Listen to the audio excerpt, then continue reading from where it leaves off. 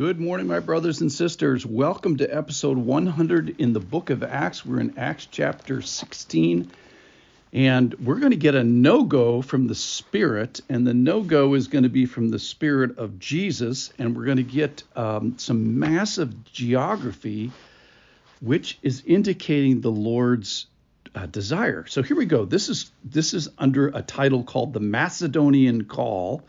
All the geographic names that you're going to hear in this passage are Roman provinces. They're not countries, they're Roman provinces. So even when you hear the word Asia, that's the Roman province of Asia.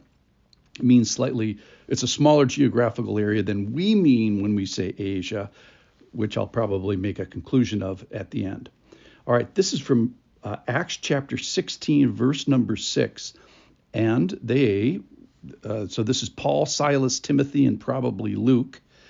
They went through the region of Phrygia and Galatia. Now, I'll just keep reading. Having been forbidden by the Spirit to speak the word in Asia, the Roman province of Asia.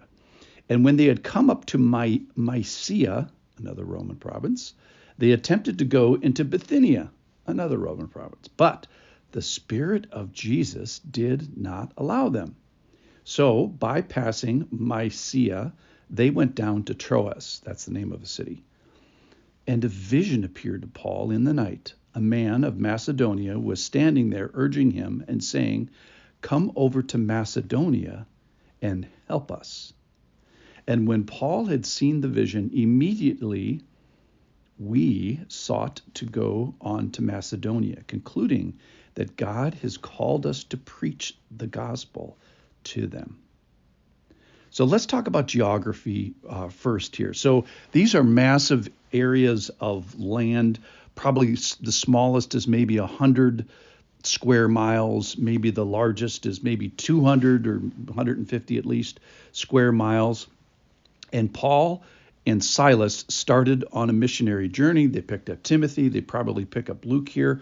They go to a region of Phrygia and Galatia. Now, Galatia, when we say that Paul wrote the book to the Galatians, that's a quad city area of Iconium and Lystra.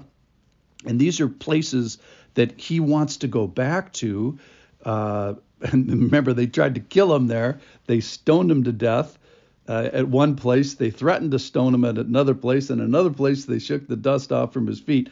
So he's apparently made friends with these people and wants to go and strengthen the church. So that's all in Galatia.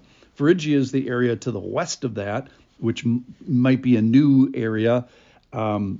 But anyway, they go through those areas, they strengthen the church, but then they get this big stop sign from the Lord saying, don't go to Asia. Don't speak in the area of Asia. They have to go through it, but the Lord wants them to hightail to somewhere. He doesn't tell them where, though.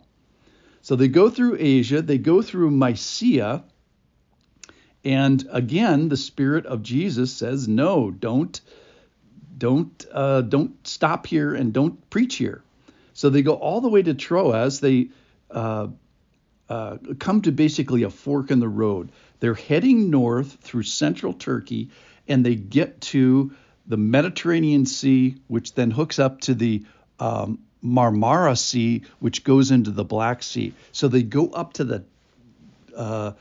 the roof of this geographical area, and they can't go any further because there's an ocean there, either the Mediterranean Sea or the Marmara Sea. I think that's specifically where they are. And then to their east is the Black Sea. So they can't go any further north. So they have a choice, which is to turn right, which is to Bithynia, and to all points Russia, probably going through what we now call the I'm blanking on Istanbul, the city of Istanbul. But basically turn right and go to Russia, or to turn left and go somewhere else, which is not specified. So they try to go to the right. They try to go to Russia, try to go to Istanbul and that part of Europe, and they're not allowed to go. Of interest, Peter probably is, because he writes the letter to 1 Peter and addresses the people of Bithynia. That's interesting. So they turn left. And where do they go? They just keep going straight after they turn left. And then they run into water. And they're in the city of Troas. And that's where this vision comes. They can't go an inch further. And basically the Lord says, don't go south. That's Mysia. I already said no to that. Don't go north. That's water. Don't go east. That's Bithynia.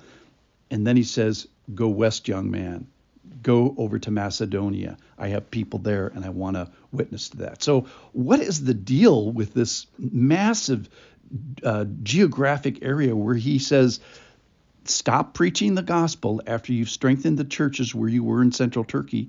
Take a 400-mile trip to Troas, and then I'll tell you where I want you to go from there.